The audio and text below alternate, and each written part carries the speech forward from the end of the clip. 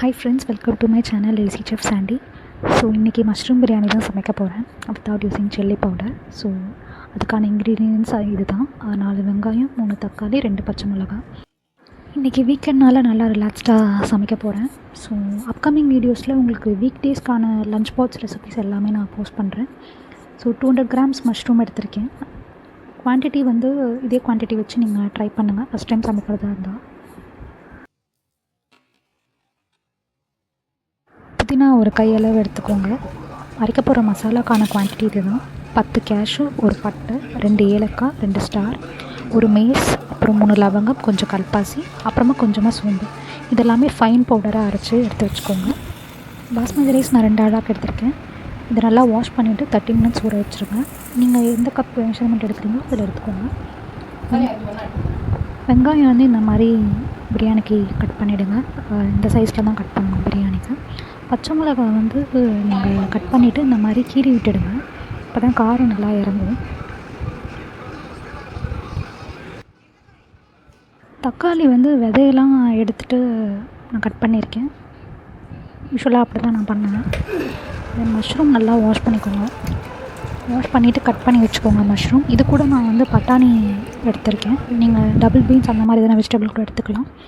So கடாயில் எண்ணெய் add பண்ணிவிட்டு பிரிஞ்சி இலை ஆட் பண்ணிக்கோங்க. பே லீஃப் ஒரு பே லீஃப் ஆட் பண்ணுறேன். அப்புறமா கொஞ்சமாக நான் சும்மா கேஷ்யூஸ் நான் 2 உடச்சி போட்டிருக்கேன். அப்புறம் நம்ம அரைச்சி வச்ச மசாலா வந்து இதில் ஆட் பண்ண போகிறோம். ஸோ இதான் அந்த கன்சிஸ்டன்சி, ஃபைன் பவுடராக இருக்கணும். போட்டுட்டு நல்லா மிக்ஸ் பண்ணிவிடுங்க. அடி பிடிக்காமல் நல்லா கிளறி விடுங்க.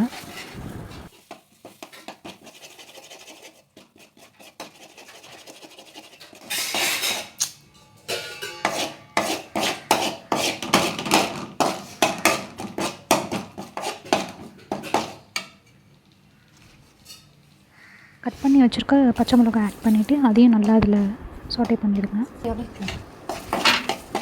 கட் பண்ணி வச்சுருக்க வெங்காயம் இதில் ஆட் பண்ணிக்கோங்க. என்ன வேணும்னா கொஞ்சமாக நீங்கள் சேர்த்துக்கோங்க. சேர்த்துட்டு நல்லா வதக்குங்க. எவ்வளோ நம்ம வதக்குறோமோ அந்த அளவுக்கு பிரியாணி டேஸ்ட்டாக இருக்கும். சரியாக வதங்கலைன்னா கொஞ்சம் தண்ணி விட்ட மாதிரி ஆகிடும். நம்ம பிரியாணி ஒன்ஸ் குக்கர்லேருந்து எடுத்தப்பறம் கொஞ்சம் நிறைய தண்ணி விட்ட மாதிரி ஆகிடும். ஸோ நல்லா வெங்காயத்தை வதக்குங்க.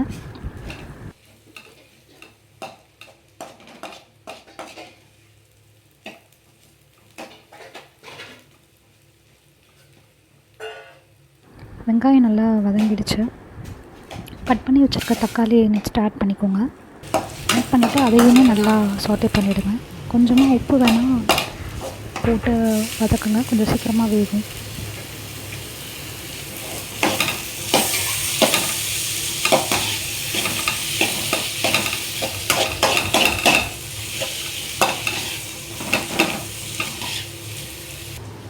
நெக்ஸ்ட்டு நம்ம இஞ்சி பூண்டு பேஸ்ட்டை ஆட் பண்ணுறோம்.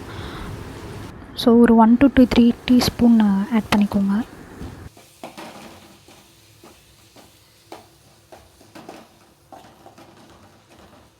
இஞ்சி பூண்டு பேஸ்ட் நல்லா வதக்கிக்கோங்க அடி பிடிக்காமல். பச்சை வாசனை போனதுக்கப்புறமா புதினாவை ஆட் பண்ணி அதை சும்மா ஒரு 1 மினிட் வதக்குங்க போதும்.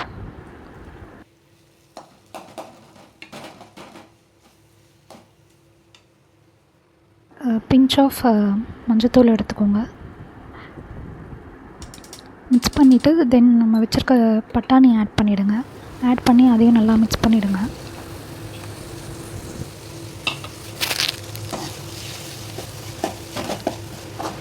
மஷ்ரூம் கட் பண்ணி தண்ணியில் போட்டு வச்சுருக்கேன். மஷ்ரூம் ஆட் பண்ணிவிடுங்க. ஆட் பண்ணி அதையும் நல்லா வதக்கிடுங்க.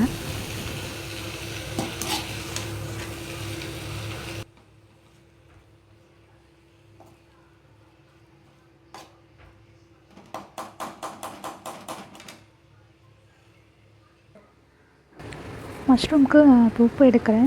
நான் வந்து 1.25 ஸ்பூன் எடுக்கிறேன் மஷ்ரூம்க்கு உப்பு. உப்பு நல்லா போட்டுட்டு நல்லா மிக்ஸ் பண்ணிவிடுங்க. மஷ்ரூம் வந்து சீக்கிரமாகவே வெந்துடும். ஸோ அதுக்கு நான் தண்ணி வந்து கம்மியாக தான் எடுத்திருக்கேன். கொஞ்சமாக ஆட் பண்ணிவிட்டு மிக்ஸ் பண்ணி விட்டுருங்க. அப்புறமா வேணும்னா திருப்பி கொஞ்சமாக இதே மாதிரி ஆட் பண்ணி மிக்ஸ் பண்ணி விடுங்க. மஷ்ரூம் சீக்கிரமாகவே வெந்துடும். மிக்ஸ் பண்ணிவிட்டு நல்லா அதை தட்டு போட்டு மூடி கொஞ்சம் நேரம் அப்படியே வேகட்டும்.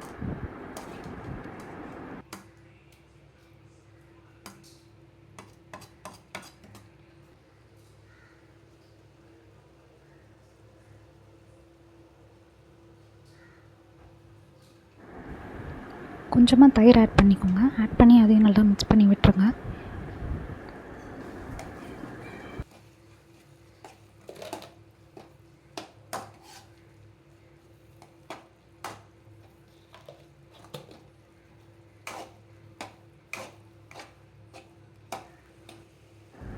கொத்தமல்லி கொஞ்சமாக ஆட் பண்ணி நல்லா மிக்ஸ் பண்ணிவிட்டு ஆஃப் பண்ணிவிடுங்க. ஊற வச்ச பாஸ்மதி ரைஸில் நல்லா வாட்டர் ஸ்ட்ரெயின் பண்ணி எடுத்துருங்க. குக்கரில் இந்த ரைஸையும் இந்த செஞ்ச மசாலாவையும் மொத்தமாக அப்படியே ஆட் பண்ணி அதையும் நல்லா மிக்ஸ் பண்ணி விட்டுருங்க. அரிசி உடையக்கூடாது கிளறப்போ, ஸோ பார்த்து மிக்ஸ் பண்ணுங்கள். 2 டம்ளர் அரிசிக்கு நான் இப்போ 3 டம்ளர் தண்ணி சேர்க்குறேன். ஆப்ஷனலாக நீங்கள் 1 டம்ளர் தண்ணிக்கு பதிலாக கோகனட் மில்க்கும் ஆட் பண்ணிக்கலாம். இப்போ பிரியாணிக்கு தேவையான உப்பு ஆட் பண்ணுறேன். ஆட் பண்ணிவிட்டு நல்லா மிக்ஸ் பண்ணிவிடுங்க. அரிசி உடையாமல் மிக்ஸ் பண்ணுங்கள். கொத்தமல்லி கொஞ்சம் ஆட் பண்ணிவிட்டு குக்கர் க்ளோஸ் பண்ணிவிட்டு வச்சுருங்க. ஃப்ளேம் ஹையில் தான் இருக்கணும் விசில் போடுறதுக்கு முன்னாடி. ஸோ ப்ரெஷர் இங்கே வந்துடுச்சு. நம்ம விசில் போட்டுட்டு தென் ஃப்ளேமை நல்லா லோ பண்ணி வச்சுருங்க. கரெக்டாக 20 மினிட்ஸ்க்கு அப்புறம் ஆஃப் பண்ணிவிட்டு ஒரு 5 மினிட்ஸ் ஸ்டீம் போனதுக்கப்புறமா ஓப்பன் பண்ணிவிடுங்க. Mushroom biryani ready.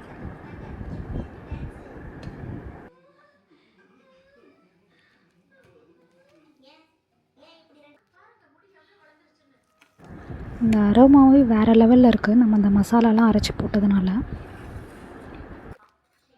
நல்லா இந்த சுட சுட மஷ்ரூம் பிரியாணியை சாப்பிட்டுட்டு ஒரு குட்டி தூக்கத்தை போட்டால் தான் கரெக்டாக இருக்கும். அப்போ தான் வீக்கெண்டு நல்லா போகும். ஸோ என்னோடய அப்கமிங் ரெசிபி வந்து ஓட்ஸை வச்சு ஒரு இன்ட்ரெஸ்டிங்கான lunch box recipe. So until then signing off lazy chef Chandy.